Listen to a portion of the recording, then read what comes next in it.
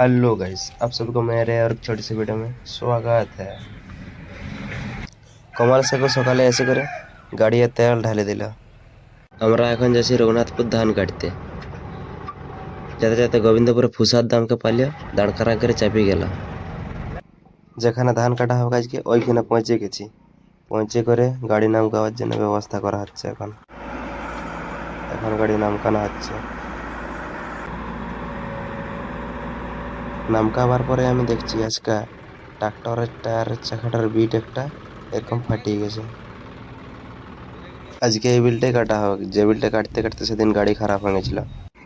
চালান করে দেখছে গাড়িটা ক্যাঁক ক্যাঁক আওয়াজ করছে। তখন কমলেশ কাকু এখন একটু তেল মাখান দিয়েছে গাড়িটাকে।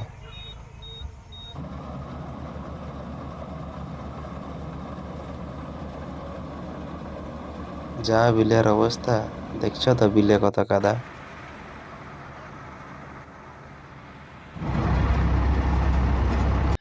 এখন গাড়িটা চালাচ্ছে কমলেশ কাকু, আর ভাস্কর কাকু গেল আজকে একটুকু ঝাড়গ্রাম।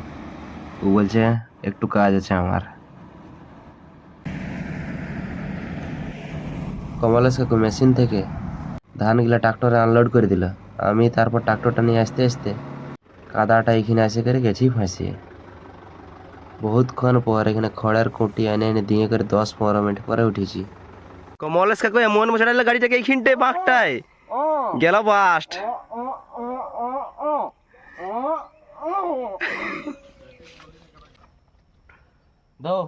গাড়ির চাকার রিপিডের নাট গেছে ভাঙিয়ে। এখন এই জ্যাক উঠায় পেছন দিকটা উঠাতে হবে আর আগের দিকটা উঠাতে হবে। তারপর এই চাকাটা খুলে বার করতে হবে। তারপর এটা লাগাই করে ঠিক করতে হবে গাড়িকে।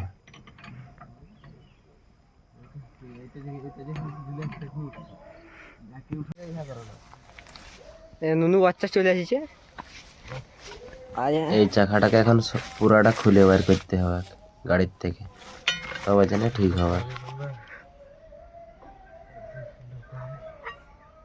গাড়ির পুরা চাকাটা খুলে করে ওই নাটটা কিনে এনে করে লাগাতে লাগাতেই আমাদের বাজে গেছে 9টা। তারপরে বিল থেকে গাড়ি উঠে এনে করে তুলে নিলাম গাড়িকে টেলারে। বাস আজকে সারাদিনের কাজ এতটুকুই।